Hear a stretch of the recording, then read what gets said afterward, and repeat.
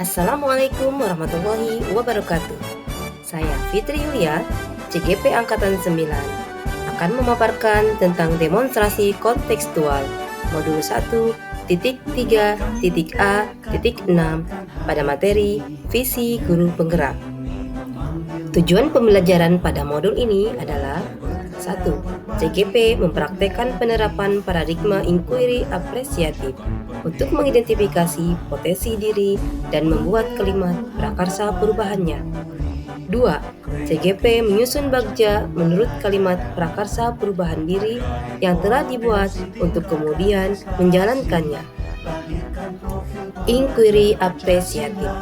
Inquiry apresiatif dikenal sebagai pendekatan manajemen perubahan yang kolaboratif dan berbasis kekuatan. Inquiry apresiatif berusaha fokus pada kekuatan yang dimiliki setiap anggota dan menyatukannya untuk menghasilkan kekuatan tertinggi. Inquiry apresiatif pertama kali diperkenalkan oleh David Copprider dengan menggunakan prinsip-prinsip psikologis positif dan pendidikan positif. Inquiry apresiatif juga merupakan manajemen perubahan kolaboratif yang membawa perubahan dalam suatu sistem, seperti organisasi dan komunitas. Dalam penerapan pendekatan inquiry apresiatif ini, ada beberapa tahapan yang harus dilalui, atau disebut dengan tahapan bagja. B. Buat pertanyaan. A. Ambil pelajaran. G. Gali mimpi. J. Jabarkan rencana. Dan A. Atur eksekusi. Pada kesempatan tugas ini, saya menyusun visi guru penggerak. Adapun visinya adalah mewujudkan lulusan yang beriman dan bertakwa, berakhlak mulia, mandiri, kreatif, inovatif, berkebinekaan global, dan berjiwa sosial yang tinggi. Adapun prakarsa perubahan yang saya angkat adalah mewujudkan siswa yang berakhlak mulia. Untuk melakukan prakarsa perubahan dalam pendekatan inquiry apresiatif, perlu melakukan beberapa tahapan bagja. Adapun tahapan yang pertama adalah B. Buat pertanyaan. Pada tahapan ini, saya membuat pertanyaan, apa yang saya harus lakukan untuk menjadikan anak yang berakhlak mulia? Nah, pada tahapan ini, maka saya mengambil tindakan yang harus dilakukan adalah berkolaborasi dengan kepala sekolah dan rekan guru, kemudian berkomunikasi secara sinergis dengan pihak orang tua. Pada tahapan bagja yang kedua adalah A. Ambil pelajaran. Pada tahapan ini dibuat pertanyaan, siapakah orang yang pernah berhasil mendidik anak sehingga mempunyai akhlak yang mulia? Kedua, bagaimana ia mendidik anaknya sehingga menjadi anak yang berakhlak mulia? Dan yang ketiga, aktivitas apa saja yang dilakukan supaya anak memiliki akhlak yang mulia? Keempat, suasana apa saja yang selama ini mendukung anak sehingga memiliki sikap yang berakhlak mulia? Dan yang kelima, kemampuan apa saja yang sudah saya miliki agar bisa mendidik anak didik supaya berakhlak mulia?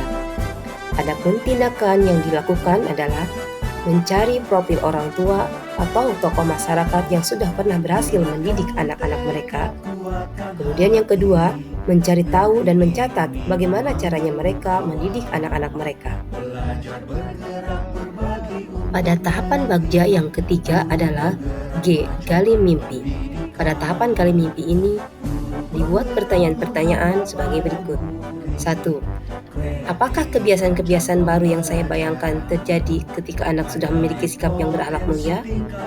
2. Bagaimana perasaan saya dengan memiliki anak didik yang berakhlak mulia?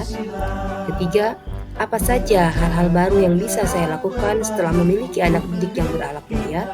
Dan yang keempat, apa hal-hal atau sumber daya yang kita bayangkan akan tersedia untuk mempertahankan sikap anak tersebut? Dan tindakan yang dilakukan adalah yang pertama, membuat gambaran atau narasi diri saat anak didik sudah memiliki sikap yang berakhlak mulia. Dan yang kedua, mencatatnya di buku dan mengingatnya selama saya melakukan usaha-usaha selanjutnya. Pada tahapan bagja yang keempat adalah J. Jabarkan rencana. Pada tahapan jabarkan rencana ini, saya membuat pertanyaan sebagai berikut. 1.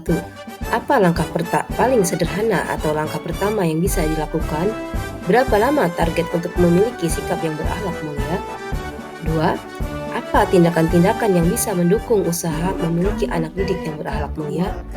Ketiga, bagaimana mengukur kemajuan dan melanjutkan langkah berikutnya? Keempat, bagaimana cara untuk saling menyemangati usaha bersama agar anak-anak memiliki sikap yang berakhlak mulia? Adapun tindakan yang saya lakukan adalah 1. Membuat capaian yang realistis untuk setiap minggunya. 2. Membuat catatan besar target yang akan dicapai per minggu dan memajangnya di mading. 3. Konsisten untuk selalu mengingatkan anak didik jika perilakunya berubah. Keempat, meminta semua warga sekolah untuk mengingatkan atau mencegah anak-anak berbuat atau bersikap tidak baik. Tahapan bagja yang terakhir adalah A. Atur eksekusi.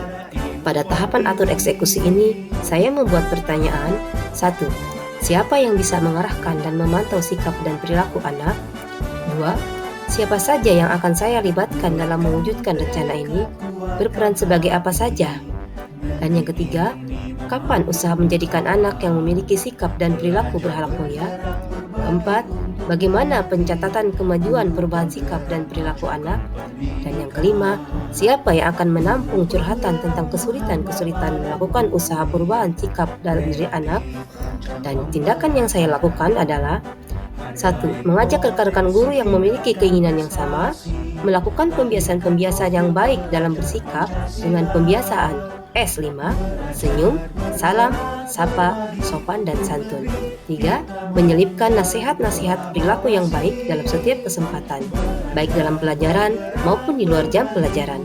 Dan yang keempat adalah memasang poster S5 di setiap sudut kelas.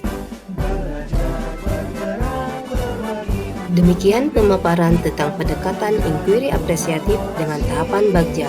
Terima kasih yang telah menonton. Wassalamualaikum warahmatullahi wabarakatuh.